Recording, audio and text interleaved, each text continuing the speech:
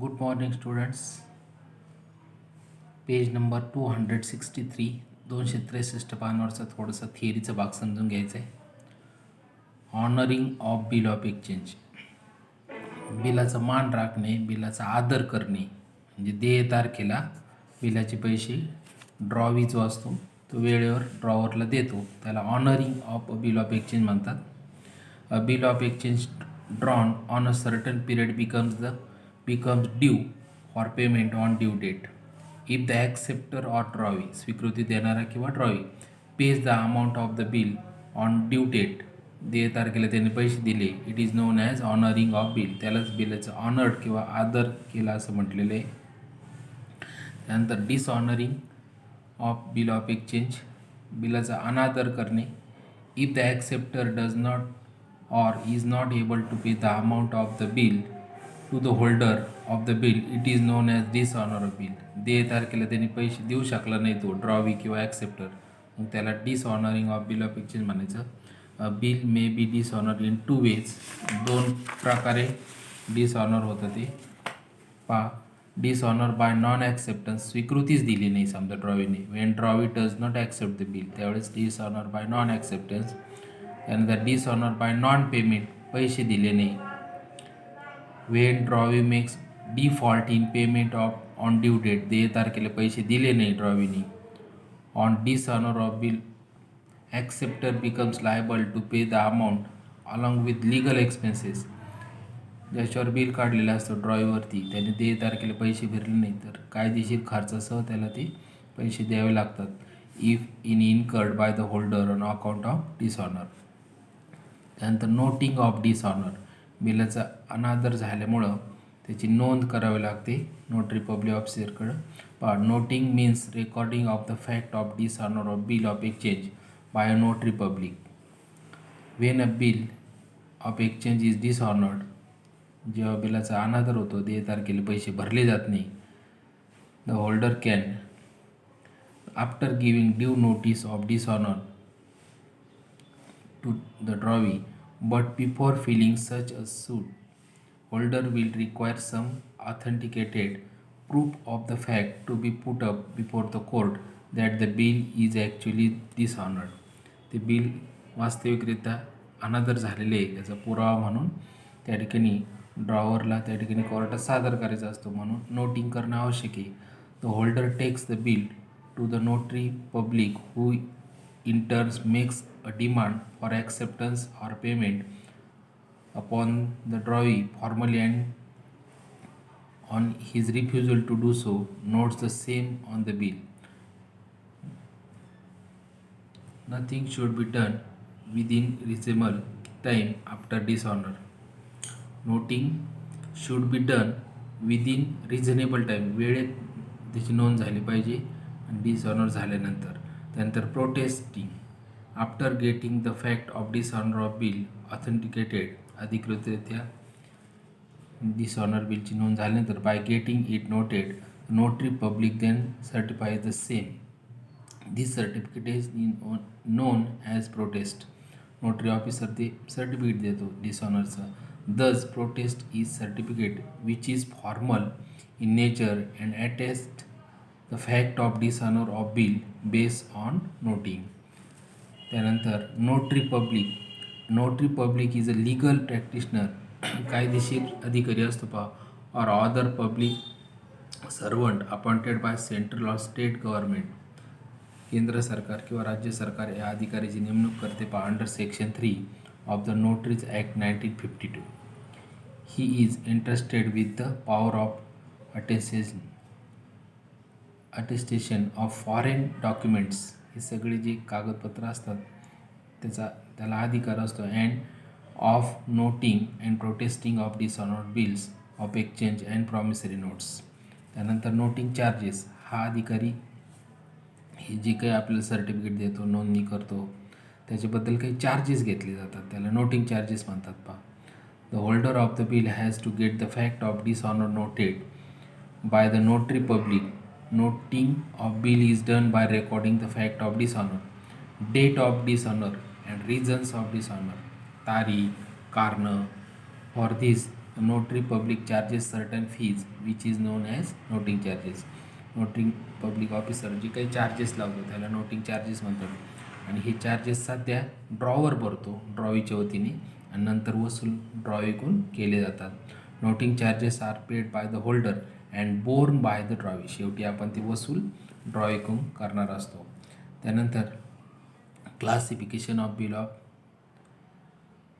bills for accounting. Bills receivable पहा. A bill of exchange is treated as bills receivable by the person who draws the bill. Bills receivable is an asset for the drawer. जो bill काढतो त्याच्या दृष्टीने bills receivable ही asset असते. आणि bills payable, bill of exchange is treated as bills payable by the person who accept the bill. जो स्वीकारतो सही करतो drawee drawn by him. Bills payable is a liability to drawee. ध्यानात ठेवायचं ड्रॉवीच्या दृष्टीने बिल्स पेबल लायबिलिटी असते. त्याची format दिलेली आहे. आता बिल ऑफ एक्सचेंज हे 4 प्रक्रियेतून जात असतं पहा, समजून घ्यायचे. Accounting treatment of bill of exchange. Bills receivable being an asset can be dealt in the following ways of the drawer. 4 प्रकार आहेत पहा. याच्यामध्ये retaining the bill till the due date. मुदत संपेपर्यंत ड्रॉवर काय करतो ते बिल स्वतःकडे ठेवतो. ही एक पद्धत आपल्याला शिकायची बिल ऑफ एक्सचेंजमध्ये. 2 number discounting the bill with the bank. ड्रॉवरला पैशाची गरज असते तो बिल बँकेत डिस्काउंट करतो आणि मग देय तारखेला ड्रॉवी बँकेत पैसे भरतो.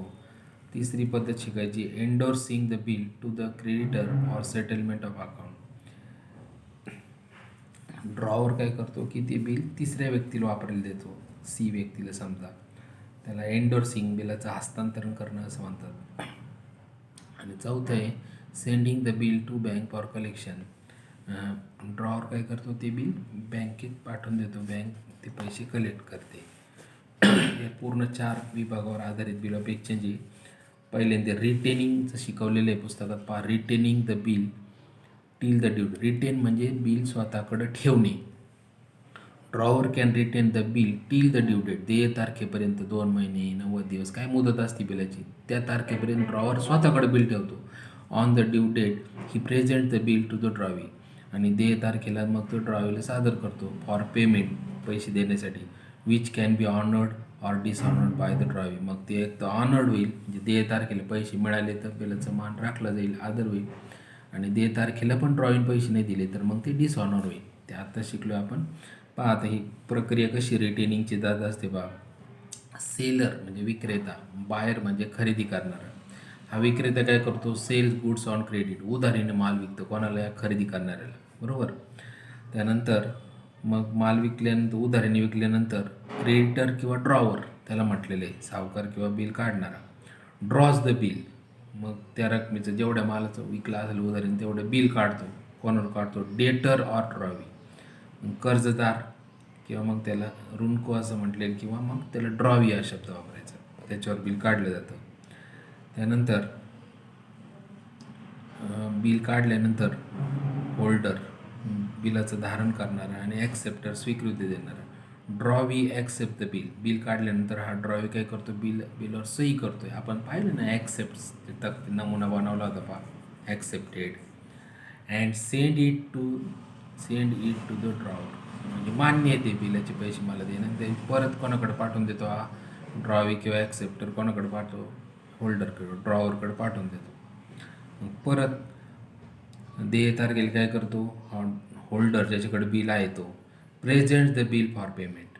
देय तारखेला परत त्याच्याकडे पाठवतो तो पैसे देण्यासाठी ॲक्सेप्टरकडं. मग याने जर पैसे दिले तर drawee or acceptor honours the bill on due date. देय तारखेला समजा याने पैसे दिले, देय तारखेला यांनी जर पैसे ड्रॉवीने जर याला पैसे दिले ऑर्डर, ते बिल ऑनर्ड होतं. त्याचे जर्नल एंट्री नमुना दिलेला आहे पहा. हे समजून घेतला की पुढचं उदाहरण तुम्हाला सहज समजू शकतं. अकाउंटिंग ट्रीटमेंट कशी केलेली पहा. In the books of drawer, याला क्रेडिटर पण म्हणतात, ध्यानात ठेवायचं. आणि in the books of drawee किंवा याला डेटर म्हणतात, ऋणको किंवा कर्जदार, हा सावकार. हा ए म्हणूया आपण आणि समजा हा बी म्हणूया.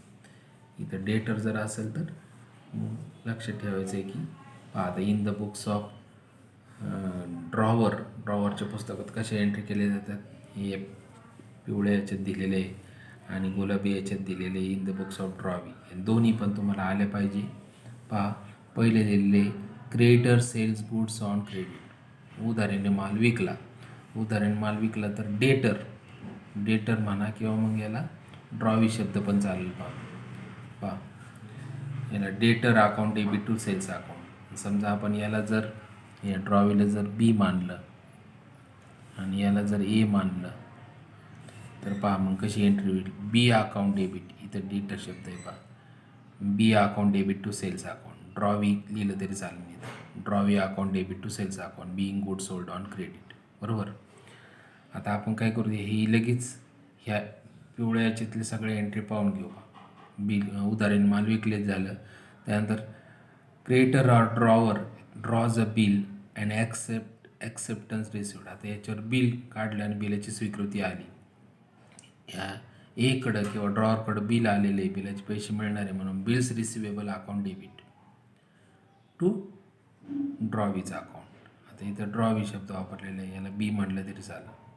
Being the bill drawn and acceptance received, स्वीकृती आल्यानंतर अशी तुम्हाला एंट्री पाठ करायची. पहा, bills received account debit to B account म्हणा किंवा ड्रॉवी अकाउंट. त्यानंतर तिसरं retain bill honoured on due date, बिलाचे पैसे देय तारखेला मिळाले. Cash or bank account debit to bills received account being retain bill duly honoured on due date. आता retain bill dishonour on due date, समजा त्याचे पैसे नाही भरले ड्रॉवीने, मग परत त्याची कोणती घ्यावं लागतं. Drawee account debit to bills received account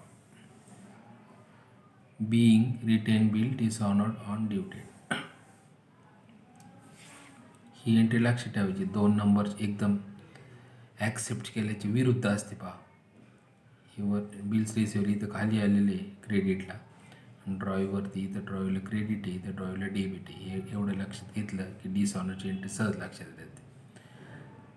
त्यानंतर retain bill dishonoured on due date and noting charges paid by drawer.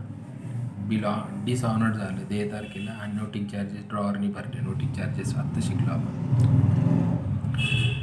Drawee account debit to bills received account and to cash account being retain bill dishonoured on the due date and noting charges paid. हे सगळे जे entry झाले in the books of drawer A, विक्रेता seller.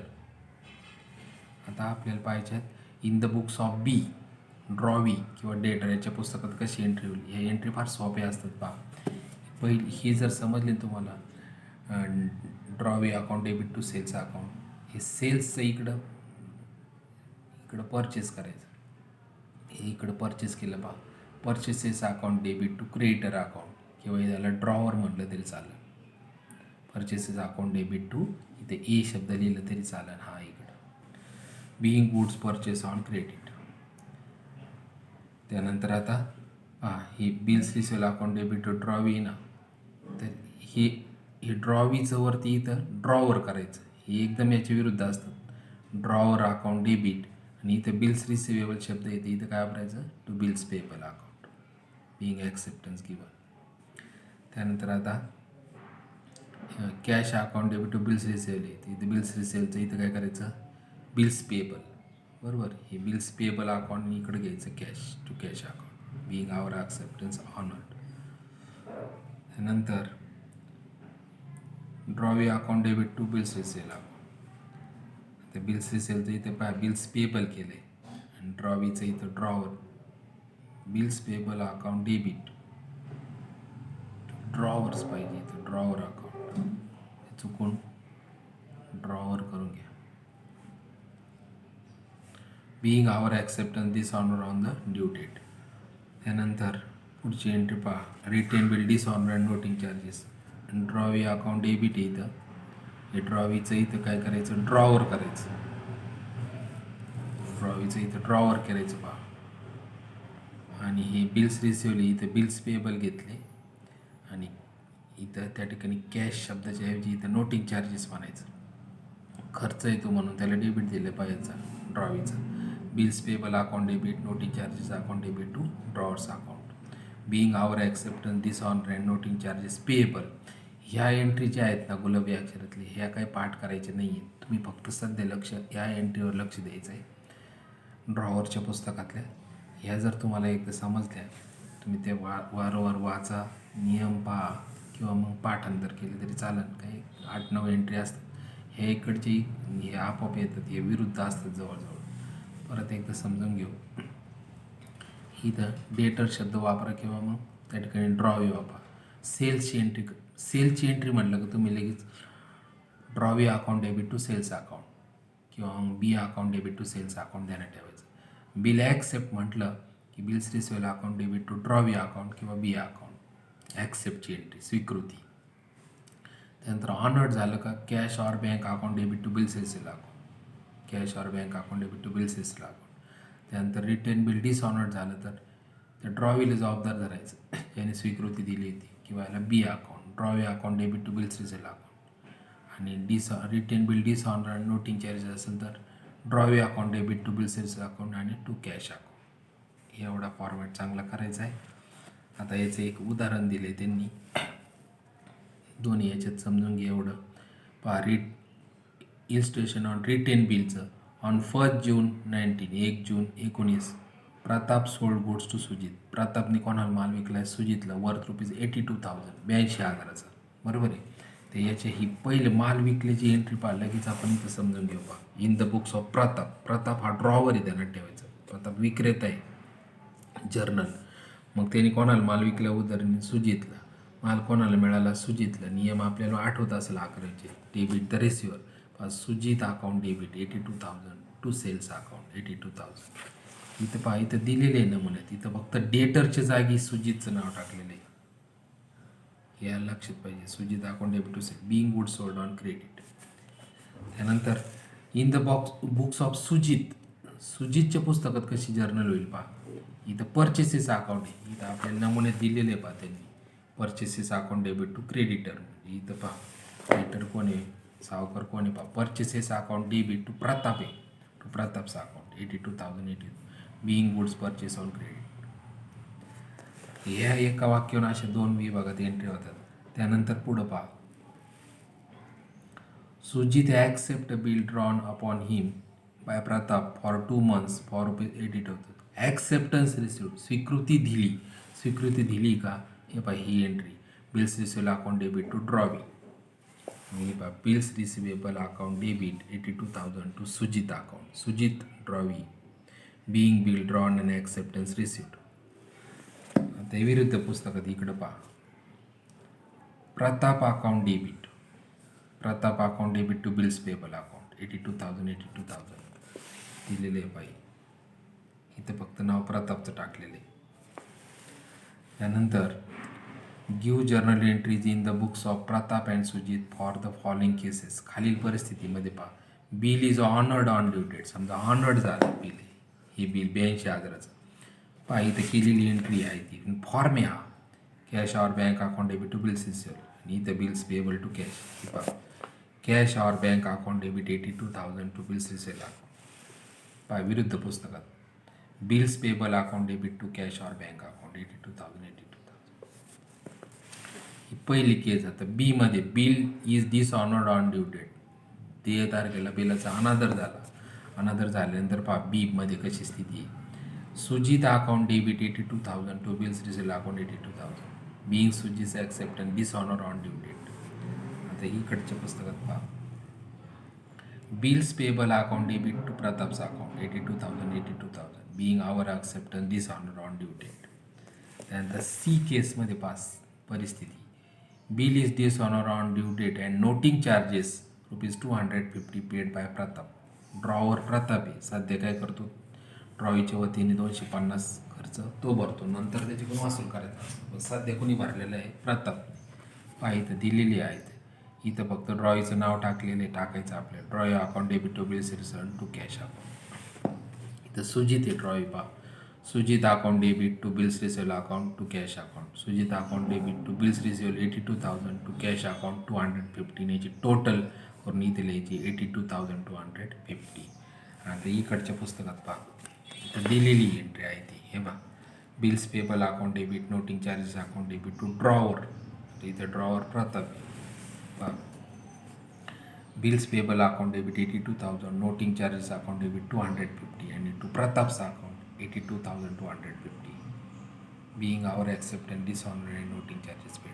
अशा 3 परिस्थितीमध्ये ह्या entry केलेल्या आहेत. एक ऑनर्ड झालं, पैसे मिळाले, समजा डिसऑनर्ड झालं, देय तारखेला नाही मिळाली, आणि डिसऑनर्ड झालं नोटिंग चार्जेस. अशा पद्धतीने ही जर तुम्ही व्यवस्थित 2-3 वेळा व्हिडिओ पाहिला आणि दोन्ही पुस्तकात असे समोर जर लिहून घेतलं पुस्तकात, हे असं एका पानावर इथं कसं दिलं ड्रॉवरच्या ड्रॉवीच्या, तसं हे जे त्यांनी पुस्तकात खालीवर जे दिलेले आहे ना, तुम्ही हे समोर जर ठेवलं असं या भागात इथं कसं केलेलं आहे, हे असं हे ड्रॉवरच्या पुस्तक एका पानात हे करायच्या आणि समोरच्या पानावर हे करायचं. तसे हे एका पानावर करा, एका पानावर, आणि त्याच्या समोरच्याच पानावर लगेच हे पुढचे एंट्री. एकदम चांगलं समजेल. फार सोपे एंट्री असतात रिटेल बिलच्या. थोड्याशा 1-2दा पाहिल्यावर ते पाठ होतात, की अवघड नाही. पहिलं गणित आपण यातलं इलिस्ट्रेशनचं आपण समजून घेतलं. आता उद्या डिस्काउंटिंगचं आपण पाहून घ्या.